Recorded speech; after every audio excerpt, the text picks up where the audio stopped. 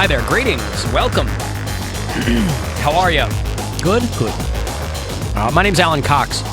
You just heard it there, but I'll repeat it, as I am a raging narcissist.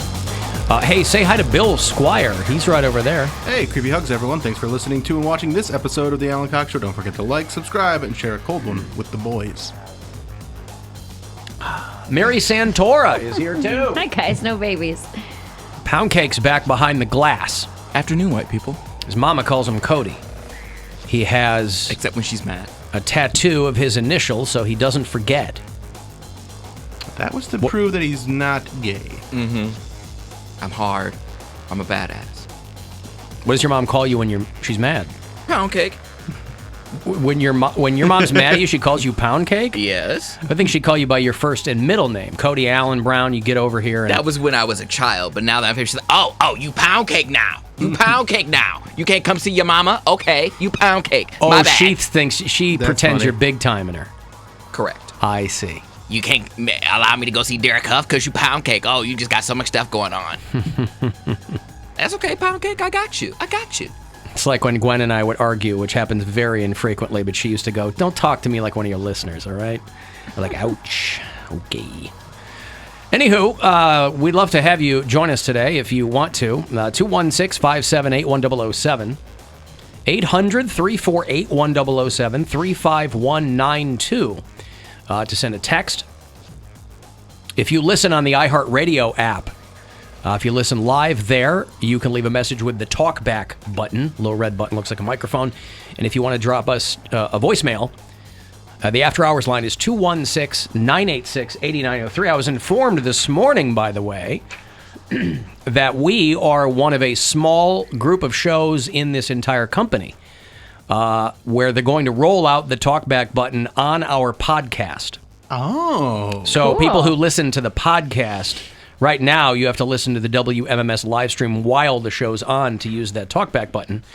But we're going to be in the first round of a few shows, I guess, that will get the talkback button very soon on our podcast. So that's pretty cool. Whenever you listen, you can leave a message. Now, I don't know. People are asking me, does this mean that you're going to phase out the after hours line? I don't think so. I mean, as of now, we'll get a couple. People are still getting hip to the talkback button. So it is available to you. I mean, the after hours line might phase itself out when we move downtown, right? I don't know about that.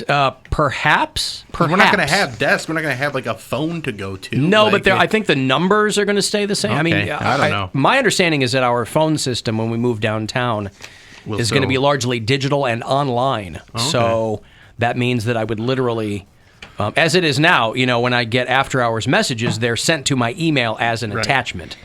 And I think that probably will continue when we move downtown. Gotcha. Apparently, I'm going to get, we are doing this show live on Friday afternoon for the Guardians home opener. We're starting live at 2 o'clock. We're going to be at Pizza 216, which is right on Euclid Avenue, across the street from where our new studios will be.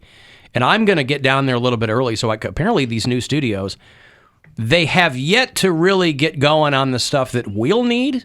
But apparently it's a perfectly functional workspace now. Like salespeople are down there, and there's clients walking through, and so I haven't been there since we kind of had that staff tour a few months ago. What was that, January? Something like that. Yeah. It was before I was a Cavs in LA, game. yeah.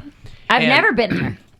You never been there? Yeah, I want to get over there a little bit before the live show on Friday and just kind of take a look around because I heard that it's. Is it open? Do we need keys or something? No. I think doors are there and you walk in and But again, their supply chain issues being Doors what they are are. there, huh? Doors, eh? No, but remember when we took the tour, yeah. there was like a brown construction door that was there. They've got legit doors now. Very cool. I don't remember. I don't know if they're glass and etched with the Dave iHeartMedia logo or what. What, Poundcake? I don't remember there being big brown construction doors. Where? Well, there was When you first walk in, there was like one placeholder brown door that just looked like it was probably the original door from the building. Yeah. Gotcha. So I heart doors. I Heart Doors. That's right. So That's going to be their next company too. They're I Heart Doors? They're using this office remodel to launch I Heart Doors. Mm-hmm. We had a short show yesterday because there was a Guardians game at 4:10, so we did a power hour, and we were literally signing off and heading out the door when we mentioned that Gilbert Gottfried had died. Jason Alexander, of course, George Costanza had, who used to do Hollywood Squares quite a bit with Gilbert Gottfried, going back 20 years when Tom Bergeron's iteration of Hollywood Squares was on. Gilbert was on pretty frequently, and he was always great. And he and Jason Alexander became friends then. So Jason Alexander's tweet was the one that really broke the news that Gilbert Gottfried had died. He had a form of muscular dystrophy, I guess, a combination of some genetic thing, but I guess he'd been quite ill. Again, Gilbert never looked like the picture of health, so I don't know that he had been talking to people about it, but he died, and he was 67. Hours after he died, by the way, his Twitter account got hacked, and it linked people to an OnlyFans girl for about an hour. Oh, wow. Which is quick thinking because he's dead, so he doesn't care. But again, my only, I've told the story before, my only interaction with Gilbert Gottfried ever was when I used to do my show in New York for the MTV Video Music Awards. And they would have this Radio Row thing. And it was mostly top 40 stations, pop music stations around the country. And there were like a handful of alternative stations, which is the one that I worked for. And so I saw what I thought was a homeless guy walk in because he was holding a plastic like Walgreens or Duane Reade bag like you would get at any pharmacy or whatever. And this guy walks in. He looked like he was wearing like this pale members only jacket, and he was short, and he was kind of looked disheveled and kind of hunched over a little bit. And he was really pouring over. We had a craft services table, and he was really pouring over the craft services table. And I had seen a couple of people kind of chuckle and point, thinking that a homeless guy was grabbing bagels or whatever.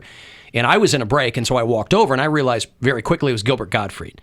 And so I introduced myself and said hello, and he kind of just looked at me, and I said, I would love to have you on the air if you'd like to be on the air. And this was still the time where he would do the Howard Stern show pretty frequently, and so he agreed to do that. And so he was on for a few minutes. That was the only interaction I ever had with him. I never saw him perform live, but he couldn't have been sweeter. You think you've got a great story, by the way, about meeting your significant other. Read up on Gilbert Gottfried meeting his wife, because they met because they were at some party, and she had dropped food on the floor, and he picked it up and ate it. And she thought, that's disgusting.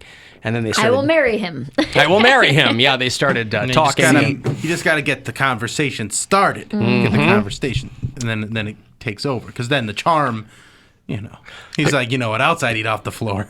There was you, baby. There was a Grammy Awards party at the old Tavern on the Green, and he picked up somebody's dropped food and put it on his plate.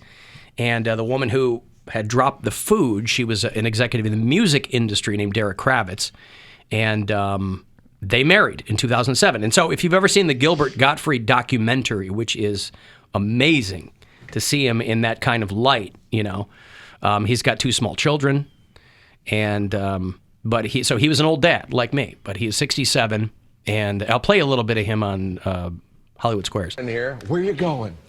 Gilbert Gottfried for the What a win. surprise! Okay. Gilbert, in a poll, 94% of Hungarians, compared to only 46% of Americans, said doing this was necessary to feel fulfilled. Doing what? Seeing Wayne Newton live.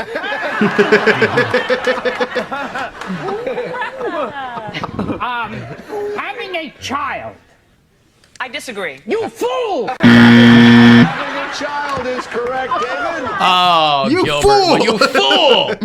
Sing Wayne Oh Newton man, I'll tell you what, that Tom Bergeron, that is a consistently underrated guy. I know he hosted Dancing with the Stars for quite a while, and then I don't know if they thought he was too old, or they replaced him with Tyra Banks, and now that show is getting pulled off the network and thrown over to Disney Plus because nobody's watching anymore. But Tom Bergeron, my daughter watches a lot of America's Funniest Videos, right? Post Saget, it was the Tom Bergeron era. I think he did that show for probably a decade and a half.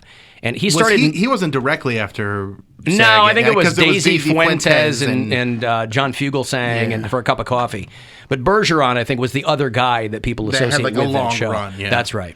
And he started out as a radio guy in Boston, a radio TV guy in Boston. Just a very, very like deadpan, dry sense of humor that on these kinds of family shows, man, I think works so well. I love Tom Bergeron. And a quick wit. Very, very quick, yeah. One of my favorite clips, though, was from, I don't know when this was. It was a long time ago. Like I said, Gilbert was a frequent guest on the old Howard Stern show. He was on K-Rock, and they played a voicemail. They were like, this is Gilbert's real voice, by the way. You know, Gilbert kind of had that Bobcat Goldthwait thing where a lot of people for a long time thought that Bobcat's real voice was the one that he used on stage when he was screaming and doing whatever. Yeah. Right. And so a lot of people thought that Gilbert's real voice was the one that he used on stage. It was many years ago, I think when they were still on a K-Rock in New York, that they played a voicemail of Gilbert calling Gary Delabate and pointing out that his real voice was very, very different than what people knew him. Yeah, Gary, it's Gilbert. You're kidding. I'll probably be there tomorrow, but if you could call me up and just tell me what exactly is going on tomorrow, who's going to be there and everything like that, if I could just call in. And, okay. I'll talk to you whenever. It's crazy. Okay, guys, and bye. everybody thinks that he's running around, like Iago. He got fired by Aflac very famously because he did a joke. Gilbert Gottfried, comedically, could only go too far. The Aristocrats, if you've never seen the movie The Aristocrats, that's kind of a Gilbert vehicle, and Saget. But he got fired by Aflac because he made a joke immediately when that Japanese tsunami in Fukushima hit the nuclear reactor and a bunch of people died. And he was the voice of that duck, and he got fired from that. And the media kept saying, and these insensitive comments and remarks. They wouldn't call them jokes, because if you say jokes, people go, yeah, jokes. And then they go, well, they were jokes. A comedian said that. Well, that's what comedians do. But they were kind of on the tasteless side. But this was Gilbert Gottfried, right? Has he ever said something tasteful? No. No. So what is the actual news item? Mm-hmm. So anyway, and a lot of people are sharing the photo that he took with Bob Saget and Louis Anderson. Yeah. Because we lost Norm Macdonald in September. Saget and Louis within 12 days of each other. They both died within 2 weeks in January. And now Gilbert. Sad. Louis C.K. running around doing just fine. He's okay. Winning life. Grammys. Grammys and life. Yeah. Winning Grammys.